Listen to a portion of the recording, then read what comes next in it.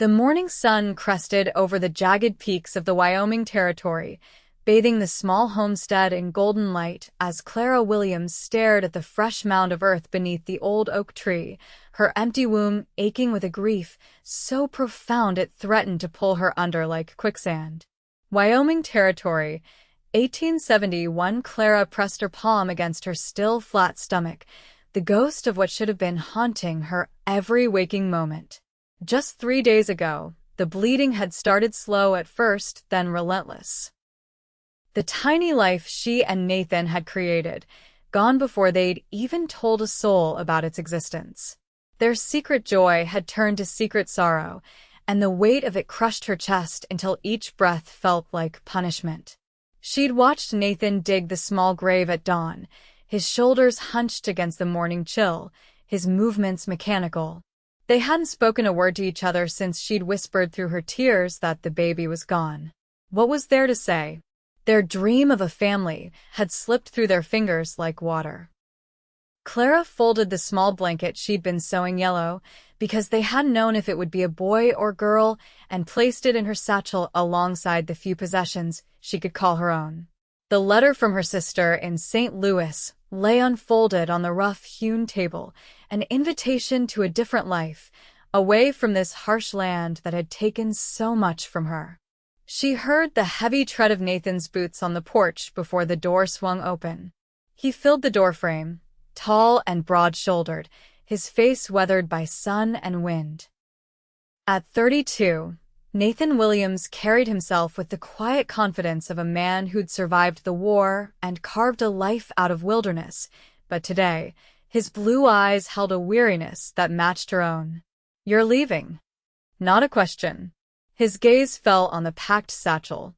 Clara's hands trembled as she secured the leather strap. "I can't stay here, Nathan. Every corner of this place reminds me of what we've lost. We lost it together, Clara." His voice was rough with emotion. "This isn't just your grief to bear. But it was my body that failed." The words tore from her throat. "My body that couldn't hold our child." Nathan crossed the room in 3 long strides, his calloused hands gentle as they covered hers. "No, Clara. Don't you say that." "Don't you believe it for a second." She pulled away, unable to bear his touch. "The stage passes through town at noon. Margaret says I can stay with her until I find work." "So, you're just going to leave? After everything we've built here?" His voice cracked slightly, the first sign that his carefully maintained composure was fracturing. Clara looked around the cabin they'd constructed together, the home they'd planned to fill with children's laughter. "What have we built, Nathan? A house of heartbreak." Nathan's jaw tightened. "We still belong together, Clara. Baby or no baby, we're still family." His words hung in the air between them, but Clara shook her head. "I need to go. I need something else. Something that doesn't hurt this much." The pain that flashed across Nathan's face nearly broke her resolve. She'd met him 5 years ago, when he'd come to her father's general store in Missouri, looking to outfit himself for the journey west. He'd been so full of dreams then, talking of fertile land and open skies. Clara had fallen in love with his vision as much as with the man himself. 2 months later, they'd married, and together they'd headed toward the promise of Wyoming. "The pain will follow you to St. Louis," Nathan said quietly. "Running won't heal it." "Maybe not," Clara replied, slinging the satchel over her shoulder. "But staying will surely drown me in it." Nathan blocked her path to the door. "Give us time, Clara. Give yourself time to grieve. Don't make a decision now that you can't take back." "I've made my decision." She tried to move past him, but he caught her arm. "1 week," he pleaded. "Stay 1 more week. If you still want to leave then, I won't stop you." Clara hesitated. The desperation in Nathan's eyes stirred something in her heart, a tiny spark amid the ashes of her grief. "What difference will a week make?" "Maybe none," he admitted. "Maybe everything. But we owe ourselves that much.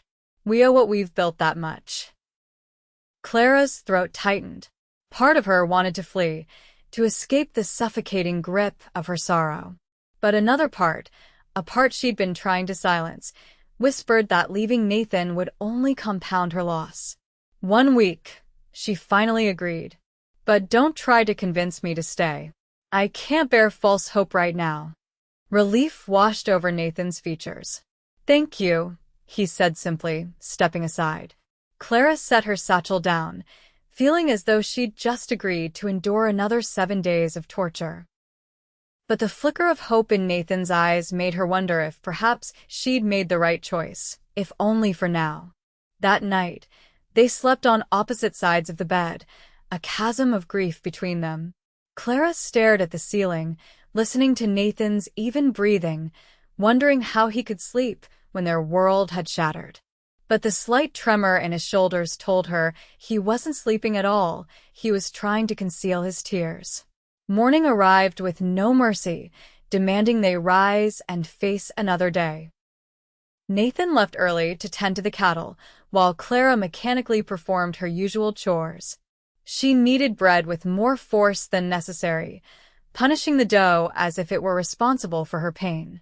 When Nathan returned for midday meal, they ate in silence, the scrape of forks against plates the only sound in the cabin. Clara couldn't remember the last time they'd gone so long without speaking. Even in their hardest times during the blizzard that had nearly killed their livestock, or when drought had threatened their crops, they'd faced challenges together, words flowing between them like a lifeline.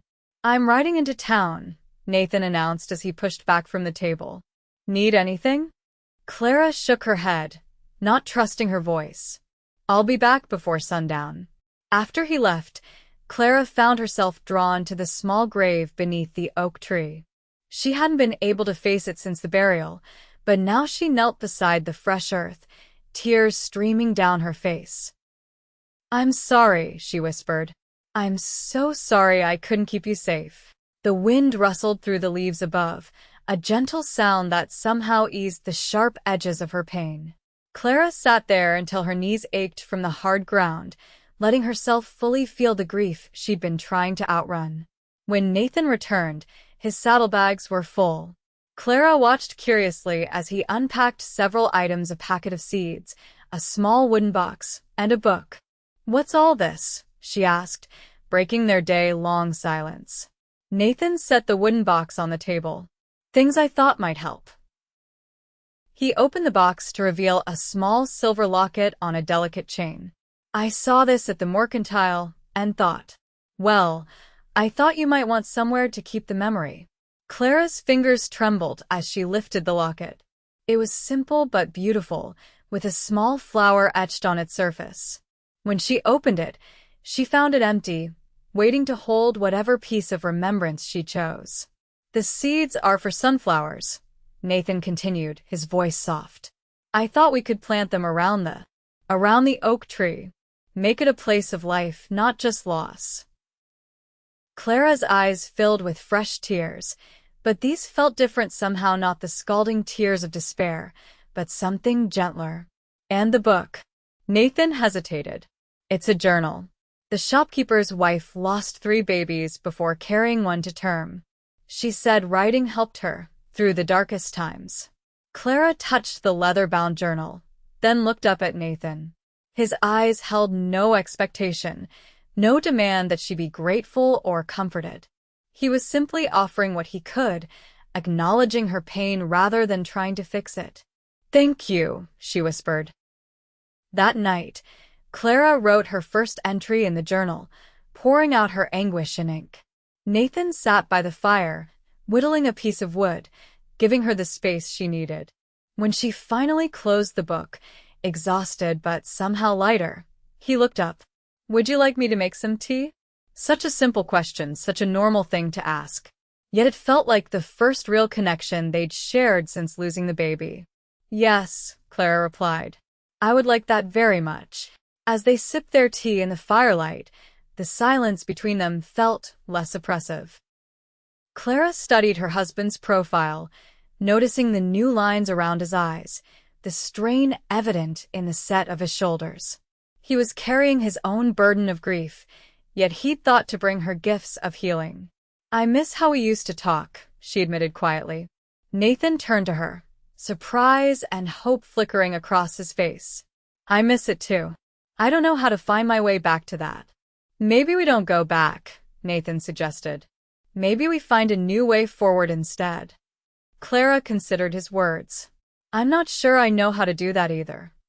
We'll figure it out together. Nathan reached across the space between them, his hand open in invitation. After a moment's hesitation, Clara placed her hand in his. It wasn't forgiveness or healing, not yet, but it was a beginning.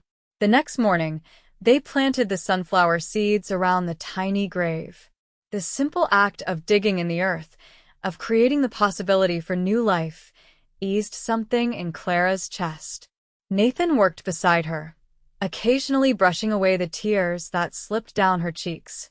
My mother used to say that sunflowers always face the light, he told her as they patted soil over the last seeds. Even on cloudy days, they remember where the sun is. Clara smoothed the dirt with her palm. Do you think we can learn to do that? To face toward light even when we can't see it? Nathan considered her question seriously. I think we can try. As the days passed, Clara found herself returning to the oak tree, watching for the first green shoots of the sunflowers. She wrote in her journal each night, sometimes pages of raw emotion, other times just a sentence or two. Nathan never asked to read it, respecting the private nature of her grief, but he was always nearby when she finished, ready with tea or simply quiet company. On the fourth day, Clara awoke to find Nathan's side of the bed empty. Through the window, she spotted him near the cattle pen, talking with a stranger on horseback. Curiosity pulled her outside. As she approached, she recognized the visitor as Dr. Samuel Bennett, who traveled between the scattered homesteads providing medical care. The doctor's expression was somber as he spoke with Nathan, who nodded gravely. Clara, Nathan called when he saw her. Dr. Bennett was just passing through. He heard about what happened. Dr. Bennett dismounted, removing his hat as he approached her. Mrs. Williams, I'm deeply sorry for your loss. Clara nodded, unable to speak around the lump in her throat. I wanted to tell you both that what happened wasn't uncommon, the doctor continued gently. Many women lose babies early on, often before they even know they're carrying. It doesn't mean there's anything wrong with you, or that you can't have children in the future. His words struck Clara like a physical blow. She'd been so consumed by guilt, so certain her body had failed, that she hadn't considered it might be a common tragedy. But why did it happen? She asked, her voice barely audible. Dr. Bennett shook his head. Nature has its own reasons, most beyond our understanding. But I've seen plenty of women go on to have healthy babies after a loss like yours. Clara glanced at Nathan, whose expression remained carefully neutral. They hadn't discussed the possibility of trying again. The wound was still too fresh, the fear too great. Thank you, Doctor, Nathan said, extending his hand. We appreciate you stopping by. After Dr. Bennett departed, Clara stood rooted in place, processing his words. Nathan approached cautiously, as if afraid she might bolt. Are you all right? He asked. I don't know, Clara admitted. I've been blaming myself all this time. I know. Nathan's voice was gentle. I've been trying to tell you it wasn't your fault. But you're my husband. You're supposed to say that. Clara twisted the wedding band on her finger. Hearing it from the doctor makes it real, somehow. Nathan stepped closer. Clara, even if the doctor had said it was something in your body that caused it, I wouldn't have blamed you. Some things just happen, and they're nobody's fault. Clara looked up at him, seeing the sincerity in his eyes. Do you still want children? Even knowing we might go through this again? The question hung between them, weighted with fear and hope. Nathan took her hands in his. I want whatever future we build together, he said firmly. If that includes children someday, I'll be grateful. If it doesn't, I'll still be grateful because I have you. For the first time in days, Clara felt something other than grief unfurl in her chest, something warm and tender, like a flower opening toward the sun. "I'm not ready to try again. Not yet." "I know," Nathan assured her. "There's no rush. We have time." That afternoon, they rode together to the stream that ran along the edge of their property. It had been their special place during the first year on the homestead, where they'd swim during the hot summer months and talk about their dreams for the future. Clara waded into the cool water, letting it flow around her ankles, cleansing and soothing. Nathan sat on a rock nearby, watching her with eyes that held both concern and love. "I used to imagine bringing our children here," Clara confessed, "teaching them to swim in the shallows." "We still might," Nathan replied. "Someday." Clara looked at him, at the man who'd stood beside her through drought and blizzard, triumph and tragedy. "The past few days, I've been thinking about why I wanted to leave." Nathan tensed visibly, but remained silent, waiting for her to continue. "I thought if I went to St. Louis, I could escape the pain," she said. "But I realize now that I was really trying to escape the possibility of feeling this pain again. If we never try for another child, we can never lose another child."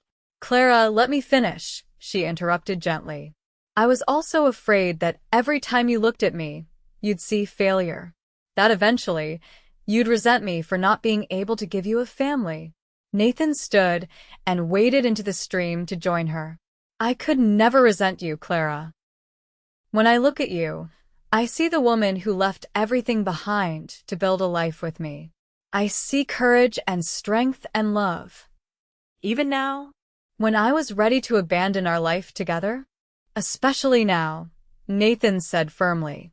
"Because grief makes people do desperate things, and still you stayed. You gave us a chance."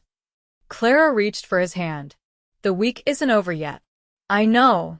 Nathan's thumb traced circles on her palm. "And I meant what I said. If you still want to leave when the week is up, I won't stop you. But know that wherever you go, my heart goes with you." Clara leaned against him, letting his solid presence anchor her. For the first time since losing the baby, she felt the faintest glimmer of peace. Not happiness, not yet, but the quieting of the storm inside her.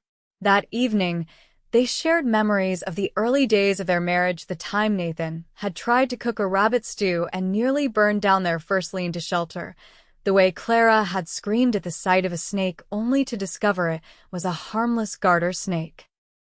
As they talked, Clara realized they were doing exactly what Nathan had suggested, not going back, but finding a new way forward, one that honored their past while not being trapped by it. On the 5th day, Clara woke to the sound of hammering. She found Nathan outside, constructing something beneath the oak tree. "What are you making?" she asked, handing him a cup of coffee. Nathan wiped sweat from his brow. "A bench. I thought it might be nice to have a place to sit when we visit." Clara watched as he worked, his movements precise and purposeful. The simple wooden bench took shape under his skilled hands, a tangible symbol of permanence, of commitment to this place and their shared grief. When he finished, they sat together on the bench, looking at the small mound where their hopes lay buried. The first tiny shoots of sunflowers were pushing through the soil, vibrant green against the dark earth. "What would we have named the baby?" Clara asked suddenly. They hadn't discussed names before, both afraid to hope too much in case something went wrong, exactly what had happened. Nathan considered the question carefully.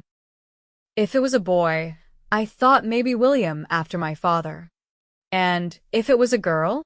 I always liked the name Rose," Nathan admitted. "Simple but beautiful." Clara nodded, tears filling her eyes. "William or Rose? Our first child." Nathan put his arm around her shoulders, drawing her close.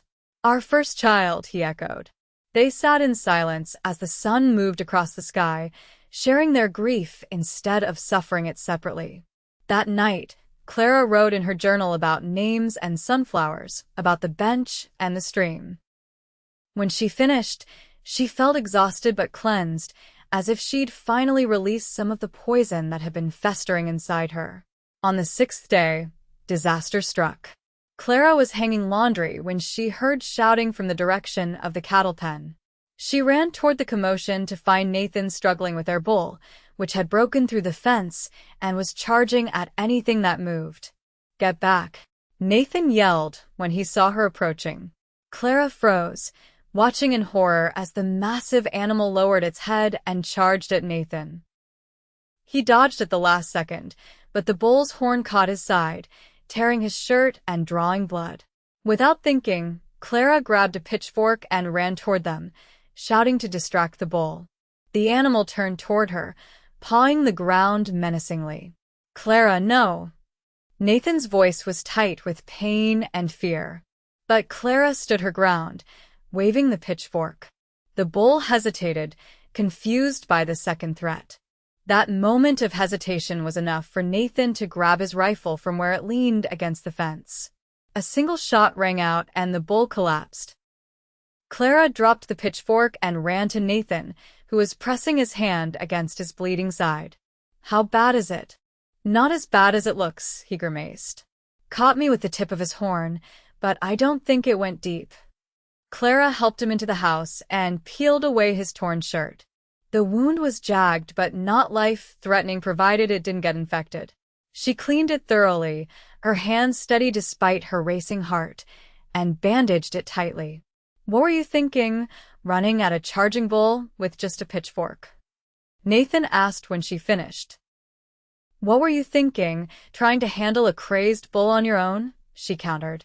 Their eyes met, and suddenly they were both laughing, a slightly hysterical release of tension that quickly sobered when Nathan winced in pain.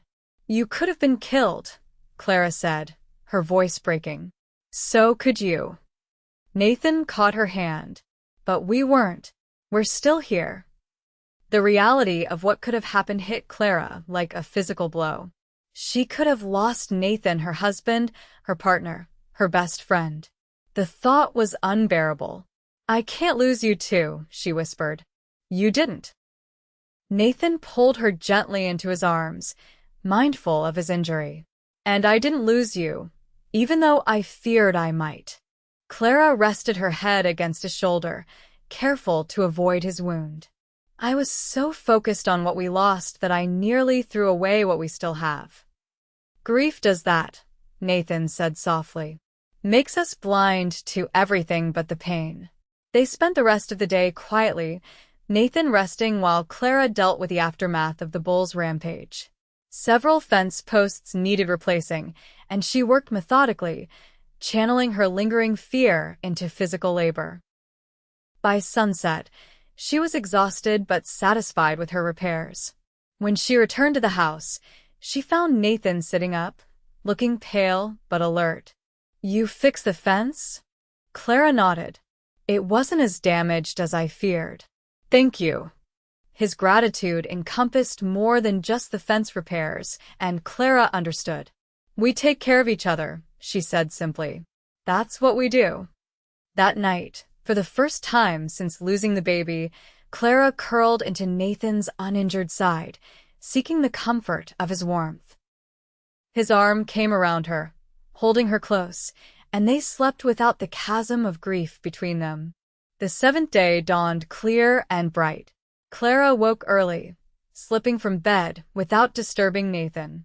She made coffee and carried a cup outside, walking to the oak tree where the sunflower sprouts were growing stronger each day. The stage to St. Louis would pass through town at noon, just as it had a week ago when she'd packed her satchel and prepared to leave. Her satchel still sat in the corner of their bedroom, neither packed nor unpacked, a symbol of her indecision. Clara sat on the bench Nathan had built, watching the morning light spread across their land. The homestead wasn't large compared to some, but it was theirs, built with their own hands, nurtured through hardship, a testament to their partnership. "Morning." Nathan's voice startled her from her thoughts. He eased himself onto the bench beside her, moving carefully to protect his injured side. "You should be resting," Clara chided gently. "Couldn't sleep without you there." His eyes searched her face. Today's the 7th day. Clara nodded, her throat tight. Yes. Have you decided?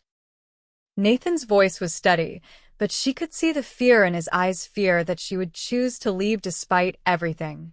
Clara looked at the tiny grave, at the sprouts of new life surrounding it, then back at her husband's face. I think I decided yesterday, when that bull charged at you. Or maybe the day before, when you built this bench. Or the day you brought me the locket and seeds and journal. Nathan waited, not pushing, giving her space to find her words. When I lost the baby, I felt like I'd lost everything, Clara continued. But this past week has shown me how much I still have, how much we still have. You were right, Nathan. We still belong together. The relief that washed over Nathan's face was so profound that Clara felt tears spring to her eyes. He reached for her hand, entwining their fingers. I can't promise we won't face more loss, he said. Life out here is hard, and sometimes cruel. But I can promise we'll face whatever comes together. That's all I need, Clara replied. Just promise me we'll always talk, even when it hurts. Especially when it hurts. I promise. Nathan sealed his vow with a gentle kiss. As they walked back to the house, hand in hand, Clara felt a sense of rightness settle over her. The grief wasn't gone, it might never fully disappear, but it no longer threatened to drown her. Instead, it had become part of the landscape of their love, a shadow that made the light all the more precious. Inside, Clara unpacked her satchel, hanging her clothes back in their place. The yellow baby blanket she set aside, not yet ready to put it away permanently, but no longer needing to hide it from sight. What do you want to do today? Nathan asked, watching her from the doorway. Clara considered the question. For the past week, they'd been focused solely on surviving their grief, on making it through one day at a time. The idea of looking beyond that, of making plans again, felt both frightening and exhilarating. Let's ride to the north pasture, she suggested. You've been talking about possibly expanding the herd next spring. I'd like to see what you have in mind. Nathan's smile was like the breaking of dawn after the longest night. I'd like that very much. As they rode side by side across their land, Clara felt something shift inside her, not healing. Not yet, but the beginning of it. A sunflower seed, planted in fertile soil, turning its face toward the light. 6 months later, Clara stood at the edge of their property, watching as Nathan rode toward home. The sunflowers around the small grave beneath the oak tree had bloomed and faded with the passing seasons, but Nathan had carefully collected their seeds, storing them for next spring's planting. Life on the homestead had fallen into a new rhythm. They'd weathered the first harsh winter since their loss, huddled together in their cabin as blizzards raged outside. They'd spoken of the baby sometimes, keeping the memory alive without letting grief consume them.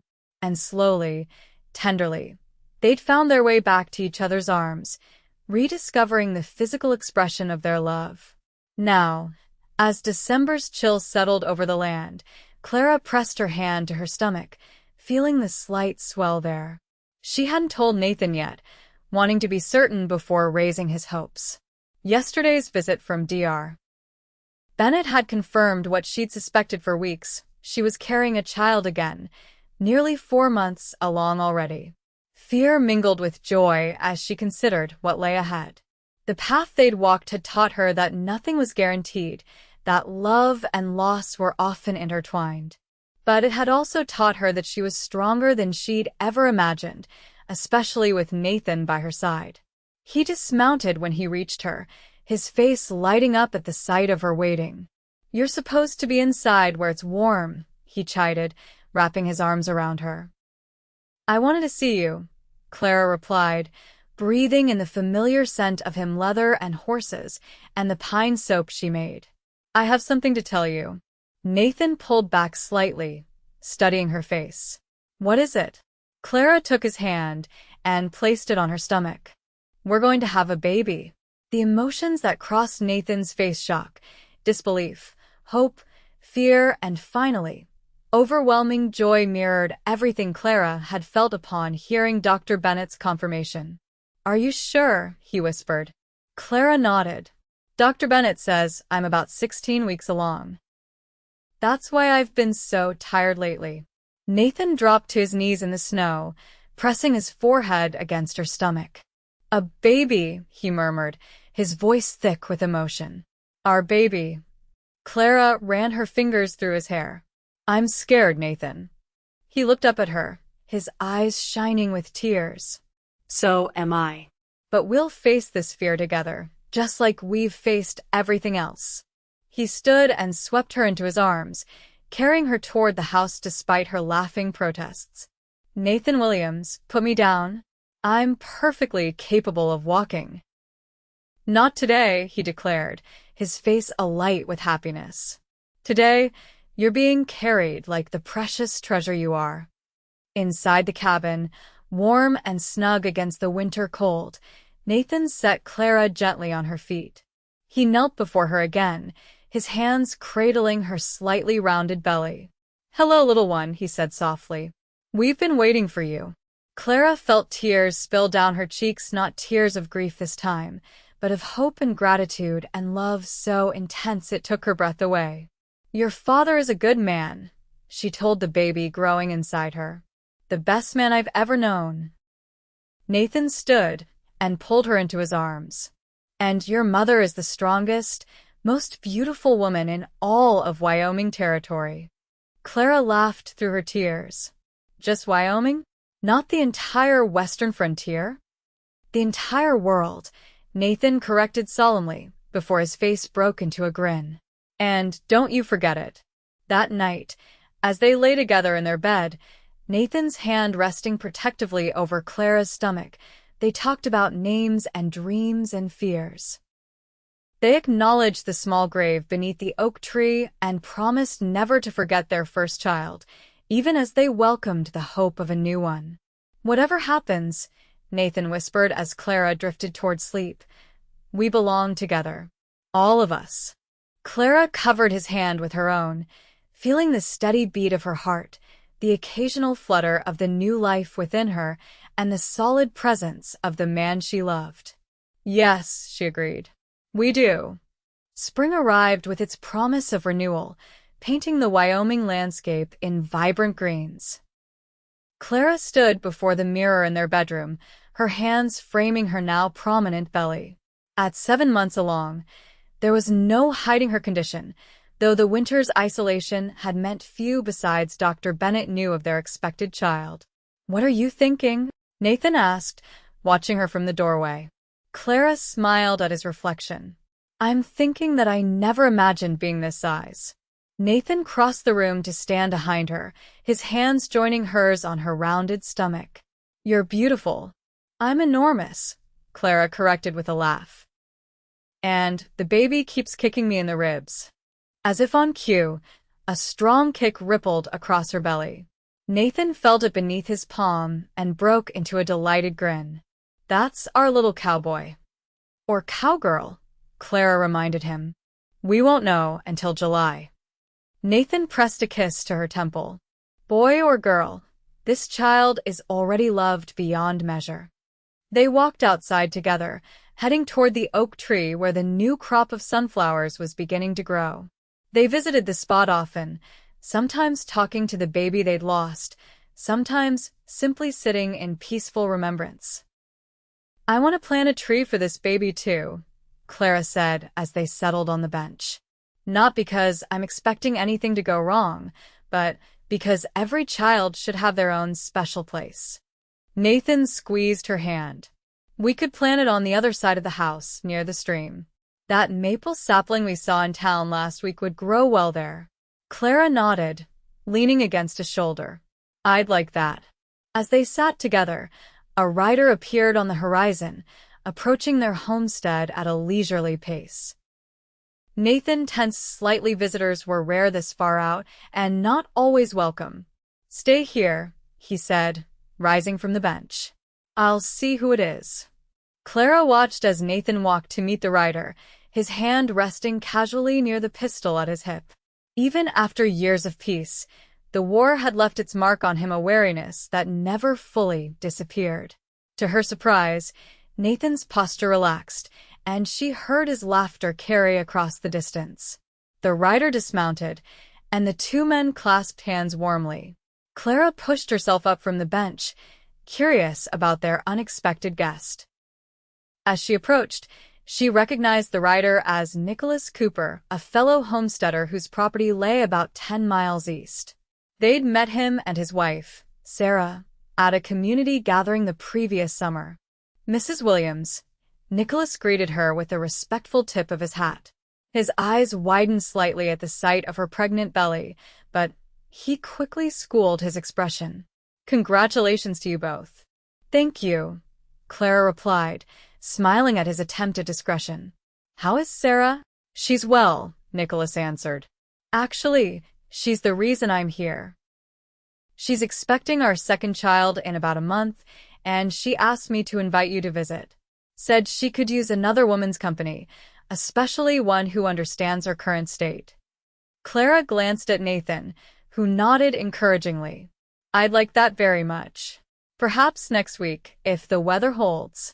"She'd be mighty pleased," Nicholas said. "And our boy, Thomas, is always asking about Mr. Williams' horses. He's horse mad, that one." They invited Nicholas to stay for a meal, and as they ate, Clara found herself enjoying the simple pleasure of conversation with someone new. Living so remotely, it was easy to forget the comfort of community. "Sarah's been putting together a quilting circle," Nicholas mentioned as they finished eating. "Ladies from the surrounding homesteads meeting once a month. She was hoping you might join, Mrs. Williams." "Clara, please," she corrected gently. "And I'd be honored to join. Though I should warn you, my quilting skills are rudimentary at best." Nicholas laughed. "According to Sarah, it's more about the talking than the stitching anyway." After Nicholas departed, promising to tell Sarah to expect them the following week, Clara found herself filled with unexpected excitement. "You're glowing," Nathan observed as they cleared the table together. "Am I?" Clara stacked the plates carefully. "I suppose I hadn't realized how much I've missed female companionship. Letters from Margaret aren't quite the same as sitting across from another woman." Nathan studied her thoughtfully. "I never considered how isolated you must feel out here. It's different for me. I ride to town regularly, see other men when trading or at the mercantile." "I chose this life," Clara reminded him, "and I love it. But yes, sometimes I miss having friends nearby." "Then we'll make more of an effort," Nathan decided. "The Cooper invitation is just the beginning. We'll attend the summer festival in town this year, and any other gatherings. Our child should know the community, not just this homestead." Clara felt a rush of gratitude for this man who continually sought to understand her needs, even those she hadn't fully articulated herself. "I'd like that. Though for now, I'm content with just us." "Just us," Nathan agreed, pulling her into his arms as best he could around her swollen belly. "Though soon, it will be just us and one more." The visit to the Cooper homestead proved to be exactly what Clara needed. Sarah Cooper, round with her second child and chasing after an energetic 2-year-old, welcomed Clara with open arms and no shortage of practical advice. "The second birth is easier than the first," Sarah assured her as they sat on the porch, watching Nathan and Nicholas entertain young Thomas with stories of their respective war experiences carefully edited for innocent ears. "Was the first very difficult?" Clara asked, trying to mask her anxiety. Despite Dr. Bennett's reassurances about her health and the babies, fear lingered in the back of her mind. Sarah seemed to sense her unspoken concerns. "It was long and painful, yes, but all births are. The important thing is having someone with you who knows what they're doing." She patted Clara's hand. "Dr. Bennett delivered Thomas, and he's the best physician in the territory. You're in good hands." The confidence in Sarah's voice eased some of Clara's worries.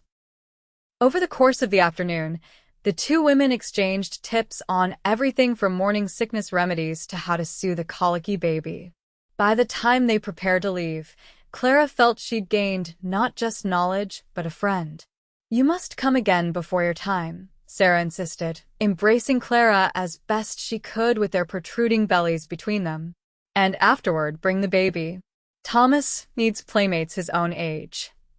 "I'd like that," Clara replied, meaning it sincerely. On the ride home, Clara found herself imagining a future where their child played with the Cooper boy, where she participated in quilting circles and community gatherings, where their isolation was balanced by chosen connections. "You're quiet," Nathan observed as they approached their homestead, the setting sun painting the landscape in gold and amber. "Just thinking about the future," Clara replied.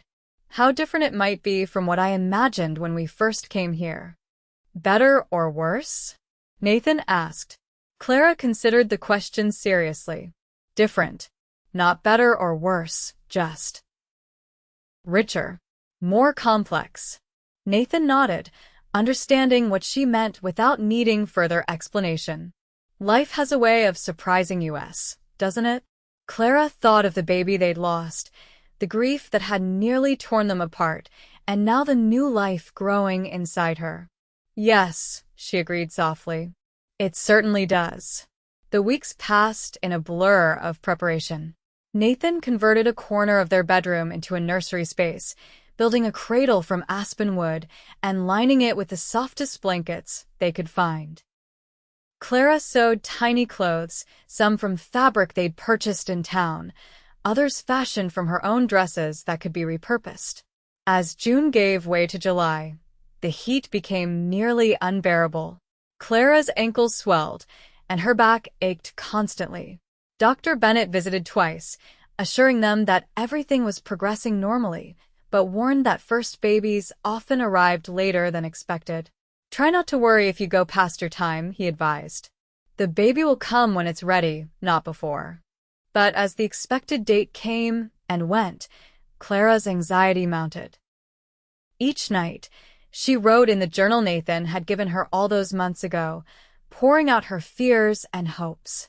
Each morning, she visited the oak tree, drawing strength from the now blooming sunflowers that surrounded the small grave.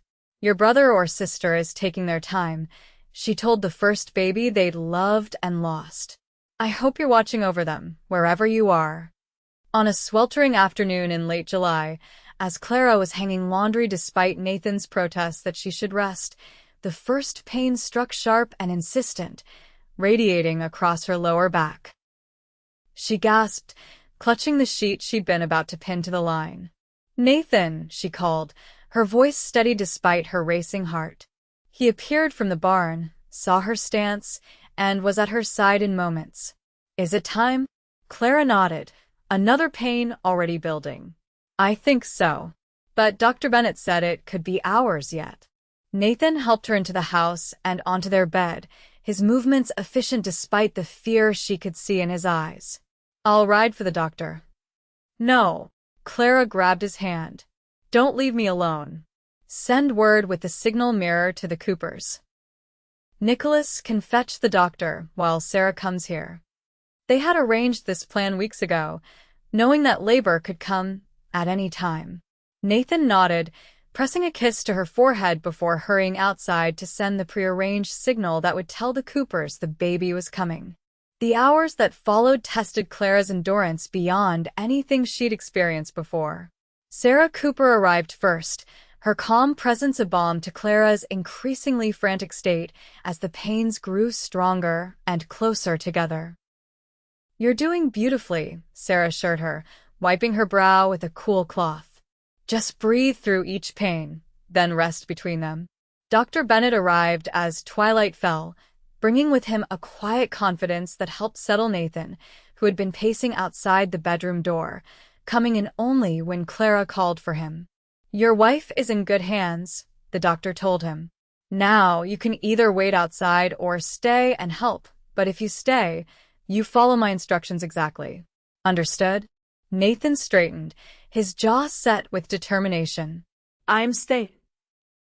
What followed was a night of agony and endurance, of Clara's screams and Nathan's steadfast presence, of Sarah's gentle encouragement and Dr. Bennett's experienced guidance. As dawn broke over the eastern horizon, painting the sky in shades of pink and gold, Clara gave a final, tremendous push, and their child entered the world with a lusty cry. "A girl," Dr. Bennett announced, placing the squalling infant on Clara's chest. "A healthy baby girl." Clara stared down at the tiny red face, the shock of dark hair, the perfect miniature fingers that curled instinctively around her own. "She's beautiful," she whispered, tears streaming down her face. Nathan knelt beside the bed, his expression one of awe and reverence. "Hello, little one," he said, his voice breaking. "We've been waiting for you." Dr. Bennett efficiently delivered the afterbirth and checked Clara for complications while Sarah helped clean and swaddle the newborn. Finding mother and child in good health, the doctor gave instructions for Clara's recovery and promised to return in a few days to check on them. "You did wonderfully," he told Clara. "Both of you." After the doctor and Sarah departed, promising to spread the happy news to the nearby homesteads, Nathan and Clara were left alone with their daughter. The morning sunlight streamed through the window, illuminating the three of them as they huddled together on the bed, a family complete at last. "What shall we name her?" Nathan asked, cradling the sleeping infant with a tenderness that made Clara's heart swell. They had discussed names often during the pregnancy, but had never settled on a final choice. Now, looking at their daughter's peaceful face, Clara knew. "Rose," she said softly. "Rose Catherine Williams." Nathan's eyes filled with tears as he recognized the name they'd imagined for the baby they'd lost. "It's perfect," he agreed. "Welcome to the world, Rose." That evening, when Rose was sleeping in her cradle and Clara had rested, Nathan carried them both outside to the oak tree. The sunflowers stood tall and golden in the setting sun, their faces turned toward the light. "I wanted her to meet her brother or sister," Nathan explained as he gently placed Rose in Clara's arms. "To know that she's part of a story that began before her." Clara touched the small grave with one hand while holding Rose with the other. "Your sister is here," she whispered to the child they'd never held. "She's beautiful and strong, just as you would have been." Nathan knelt beside them, his arm around Clara's shoulders. "Our family," he said simply, his voice thick with emotion. As they sat together beneath the oak tree, surrounded by sunflowers and memories, Clara felt the circle of their love expand to include both the child in her arms and the one they carried in their hearts. The grief that had nearly destroyed them had instead transformed them, teaching them the depth and resilience of their bond. "We still belong together," she murmured, echoing the words Nathan had spoken to her in her darkest moment. "All of us." "Always," Nathan agreed, pressing a kiss to her temple, then to Rose's downy head. "Always and forever." The years passed, marked by the changing seasons and the growth of their family. Rose thrived, a spirited child with her father's blue eyes and her mother's determined nature. When she was 2, a brother joined the family, William Nathan Williams, named for both his grandfather and his father. Each spring, they planted sunflowers around the small grave beneath the oak tree. Each summer, as the golden blooms turned their faces to the sun, they told Rose and William about the sibling who had come before them, who watched over them from heaven. Life on the homestead wasn't always easy. There were droughts and blizzards, illnesses and hardships. But through it all, Nathan and Clara faced each challenge together, their love deepened by the loss they'd survived and the joy they'd found on the other side of grief. On Rose's 5th birthday, as they celebrated with the Coopers and other neighboring families who had become their community, Clara found Nathan standing alone by the oak tree, watching the children play. "What are you thinking about?" she asked, slipping her hand into his. Nathan smiled down at her, the lines around his eyes deepening. "I'm thinking about how different our lives might have been if you'd gotten on that stage to St. Louis all those years ago." Clara leaned against him, watching as Rose showed her little brother how to make daisy chains. I'm grateful every day that I stayed. So am I. Nathan's arm tightened around her waist. You know, when I said we still belong together, I was terrified you wouldn't believe me. Part of me didn't, Clara admitted. But a bigger part couldn't imagine a life without you, even through the worst of the pain. They stood in comfortable silence, watching their children laugh and play in the golden afternoon light. The sunflowers nodded gently in the breeze, as if in approval. We've come a long way from that day, Nathan observed. Clara thought of the journal she still wrote in occasionally, of the silver locket she wore that now held a tiny lock of Rose's hair on one side and William's on the other. She thought of the empty satchel stored in the attic, a reminder of the choice she'd made to stay and fight for their love. Yes, she agreed, turning to face him. But the most important thing hasn't changed. We still belong together. Nathan Williams. Always have, always will. Nathan's kiss was as tender as it was passionate, a testament to a love that had weathered the fiercest storms and emerged stronger for it. When they parted, his eyes held the same devotion she'd fallen in love with all those years ago. Always, he promised. Always and forever. As the sun began its descent toward the horizon, painting the Wyoming sky in brilliant hues of orange and pink, Clara gazed at the life they'd built together, the home, the children, the community. From the deepest grief had come the greatest joy, a reminder that even in the darkest times, light would eventually return. And like the sunflowers that surrounded their firstborn's resting place, they had learned to turn their faces toward that light, to grow stronger in its warmth, to bloom despite the storms that had threatened to break them. Together, they had found their way home.